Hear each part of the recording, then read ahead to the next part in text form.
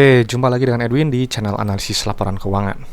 Untuk kali ini saya bahas SMIL 2026 Q1 ya. Kalau teman-teman ada analisis yang lebih lengkap, lebih akurat, langsung aja tulis di kolom komentar.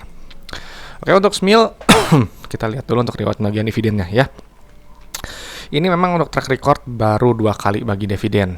Ya, perusahaannya IPO tahun 2023 ya, jadi masih relatif baru. Cuman yang tadi ya, ini menariknya gini. IPO 2023 dan membagikan dividen di tahun buku yang sama ya, 2023. Jadi ini adalah salah satu IPO yang berhasil, IPO yang berkualitas, IPO yang baik ya, perusahaan yang baik. Kenapa? Ada dividen, ada bukti nyata keuntungan. Ya, dividen itu adalah bukti nyata keuntungan yang telah dihasilkan perusahaan gitu. Jadi perusahaan itu nggak cuma untung di atas kertas aja. Ya, dan juga otomatis untuk bagi dividen itu perlu kondisi keuangan yang sehat ya. Nah, jadi ini udah 2 kali nih bagi dividen ya. Nah, cuman kalau saya kriterianya biasanya 3 tahun ke belakang ya. Jadi pertama kali oke ya, awal yang bagus, 2 udah konfirmasi udah oke, 3 baru sudah sip ya gitu. Jadi kalau misalnya nanti di tahun buku 2025 bagi dividen gitu ya, nah kedepannya bisa menarik ya kalau di mata saya. Cuman ini bukan berarti buruk ya, cuman nggak masuk kriteria aja gitu. Oke, berikutnya kita cek dulu untuk ke kas tarakasnya ya. Kita lihat untuk kas dan banknya dulu ya, satuannya dalam rupiah penuh. Oke, kita harus lihat kas tarakas. Kenapa? Karena kas tarakas ini adalah jumlah uang yang ada di dalam dompet perusahaan ya. Jadi si uang kas ini punya fungsi untuk bayar operasional, ekspansi usaha, dan juga untuk bayar pinjaman ke bank. Jadi otomatis nilainya nggak boleh terlalu sedikit ya, jelas gitu. Nah, di sini memang posisi kasnya ini turun 50,9 miliar ya, turun 66% ya, signifikan ya. Nanti detailnya kita coba cek di laporan arus kasnya. Berikutnya kita langsung ke saldo laba ya. Kita turun dulu. Yang ini ada treasury-nya nih. Bagus nih, ini perusahaan yang pro kepada pemegang saham ya. Dengan adanya treasury dia mengurangi jumlah saham beredar sehingga earning per share dan dividen per share nanti bisa lebih besar. Ya gitu. Jadi ini pro pemegang saham. Oke, kita pindahkan dulu ya saldo labanya. Kita harus lihat saldo laba. Kenapa? Karena saldo laba ini adalah total akumulasi keuntungan yang telah dihasilkan perusahaan dari semenjak perusahaan yang pertama kali berdiri sampai sekarang 2026 Q1 ya. Saya masih terbawa dari video-video yang lalu gitu ini karena ini video ketiga 2026 Q1. Nah, di sini gitu ya, si SMIL sampai 2026 Q1 itu telah menghasilkan total profitnya sebesar 264 miliar di luar dividen yang telah dibagikan. Jadi adalah perusahaan yang baik karena saldo labanya positif dan juga dia tadi bagi dividen ya gitu. Jadi ini bagus gitu. Nah, berikutnya kita ke ekuitas pemilik ya. Nah, ini sebelumnya saya mohon maaf dulu ya, dimaklumi karena memang saya kemarin dari luar kota, jadi suara saya agak nggak enak ya, agak batuk sedikit. Jadi mungkin untuk beberapa video ke depan mungkin ada batuk saya, mohon dimaklumi sedikit. Oke, sekarang kita udah pindahkan untuk ekuitas. Di sini untuk rasio saldo laba terhadap modal awal di 0,53. Ya, artinya SMIL ini baru profit sebesar 0,53 kali modal awalnya ya. Ibarat modal 1 miliar, baru profit 530 juta di luar dividen yang telah dibagikan. Gitu. Jadi sebenarnya ya masih berkembang gitu ya, masih bertumbuh, belum balik modal, nilainya masih di bawah 1. Cuman kalau misalnya kita hitung kembali gitu ya, si dividen yang dibagikan ini tampaknya sih belum mencapai 1 sih saya rasa gitu ya. Cuman tapi coba teman-teman nanti hitung sendiri aja. Nah, secara PBV ini memang cukup premium ya di 3,1. Ya. Berikutnya ke laba rugi, langsung pilih ke pendapatan ya. Yang ini nilainya, ini untuk melihat pertumbuhan perusahaan. Nah, di sini kita lihat memang untuk di 2026 Q1 ini pertumbuhannya naikin 28% nih, bagus signifikan gitu ya. Tumbuh 28,3 miliar. Nanti pendapatan akan dikurangi oleh harga, modal, barang atau jasa. Ya, nanti kita dapat laba bruto untuk melihat inti efisiensi perusahaan lewat gross profit margin. Ya, jadi misalnya 38%. Jadi kalau teman-teman menjual barang atau jasa harga 100.000, ambil profit kotornya 38.000. Ya, jadi carilah perusahaan yang laba brutonya setinggi mungkin. Karena semakin besar laba bruto, semakin besar ruang untuk laba bersihnya. Ya, gitu. Karena laba bruto dikurangi oleh beban operasional, beban pajak. Nanti kita dapat baru laba periode berjalannya. Ya, yang ini nilainya. Nah, di sini kita lihat dulu untuk tadi laba brutonya. Di sini laba bruto tumbuh 16%, laba bersih naik 3,6 miliar ya, 13%. Ini cukup bagus di atas 10% ya.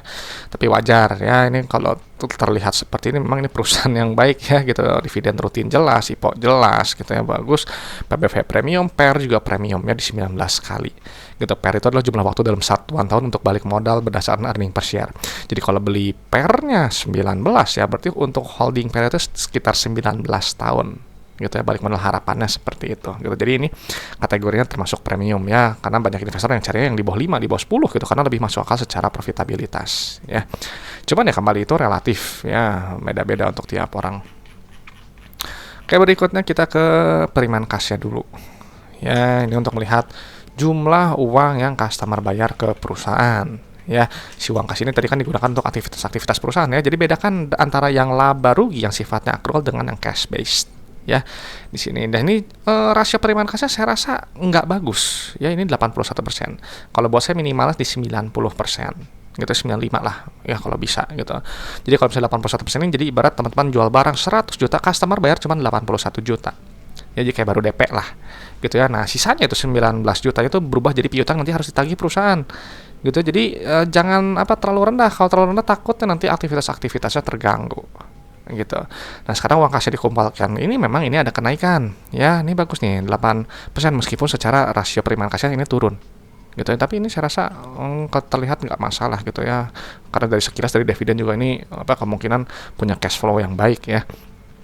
Oke, sekarang uang dikumpulkan kita gunakan untuk bayar operasional dulu gitu. Kita dapat net CFO untuk melihat jumlah uang yang dihasilkan tunai ya, uang tunai yang dihasilkan oleh perusahaan gitu. Jadi wajib positif gitu, karena kalau nilainya negatif ada uangnya yang dikumpulkan tuh habis aja untuk bayar operasional aja ya. Dari sini lihat nih, net CFO nya tumbuh signifikannya 800%, naik 8 kali lipat 32,8 miliar.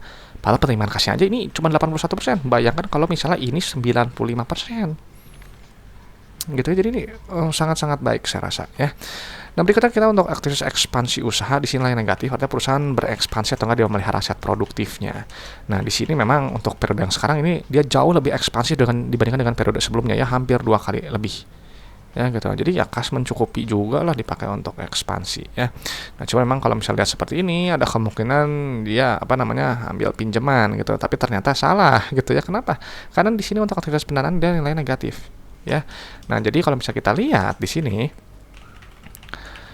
kalau polanya kan plus min dan ada penurunan kas tara kas ya, makanya ini menyebabkan penurunan kas ini ya. Jadi biasa kadang yang kalau ekspansi kayak gini gitu ya, minus 77 gitu ya, dia tidak hanya dari operasional aja tapi dibantu juga dari pinjaman gitu nih, kayak yang sebelumnya gitu. Cuman kalau ini mungkin posisi kasnya tampak kuat, jadi udahlah daripada ambil pinjaman mending pakai uang sendiri gitu. Jadi ini bentuk kepercayaan perusahaan kalau dia memang punya uang kas yang cukup ya gitu. Jadi ini sebenarnya oke juga gitu ya. Nilainya negatif itu kalau misalnya dia melakukan pelunasan tuh negatif. Bayar dividen juga sebenarnya dia nilai negatif ya. Jadi ini bagus, ini polanya plus min dan ada penurunan kas tara kas ya. Memang kalau lebih sempurna kalau dia ada kenaikan kas tara kas gitu, ada lebihnya lah gitu.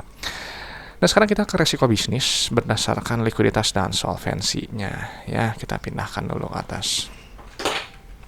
Yang ini nilainya kita lihat dulu. Satu lagi untuk likuiditas jangka pendek 98725514. Oke ya, di sini lihat tuh rasio lancar kuat ya di 3,5, rasio kas juga cukup lumayan ya di 0,26. Kewajiban depan mata 98 miliar, uang di dompet 25 miliar. Ya memang ya agak lumayan lah segini sih menurut saya ya. Itu lumayan, mengingat cash flow juga lancar ya, cash flow dari CFO ini melimpah gitu.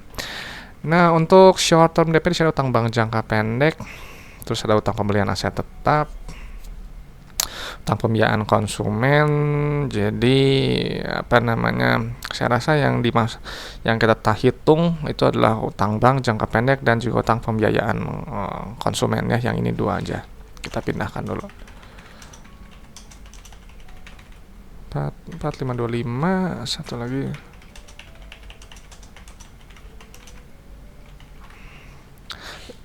Oke, di sini untuk rasio kas dari short term debt-nya memang agak lemah ya di 0,3 gitu. Karena memang ya kalau bicara ideal di 1. Ya jadi utang depan mata dengan bunga itu 81 miliar, uang di dompet 25,8 miliar. Ya gitu. Cuman kembali selama cash flow dia lancar baik gitu ya, pembayaran piutang nggak masalah ya, akan lancar-lancar aja ya. Cuman kalau yang seperti ini saya rasa resikonya mungkin rendah menengah ya gitu. Mungkin cenderungnya saya rasa ke menengah gitu ya. Nanti mungkin dilihat lagi ya di 2026 Q2-nya.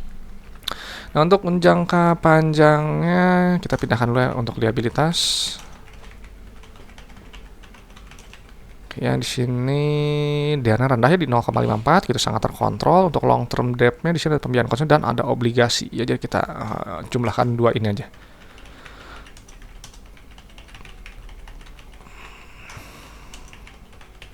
Terus 295.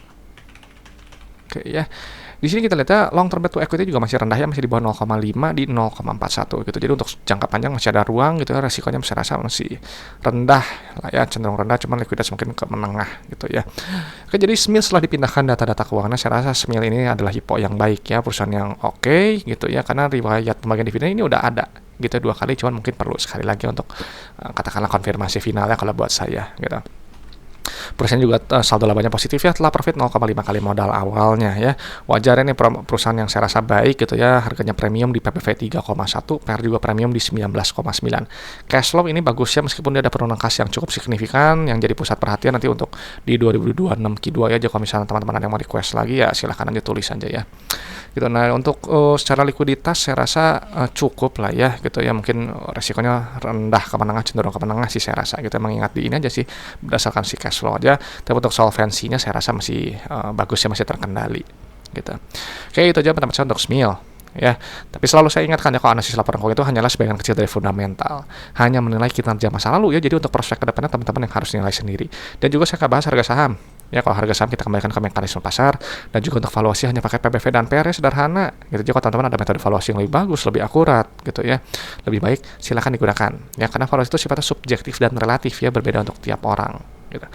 Oke teman-teman, itu aja. Terima kasih sudah menyimak ya. Kalau ada pertanyaan dari request saham, langsung aja tulis di kolom komentar.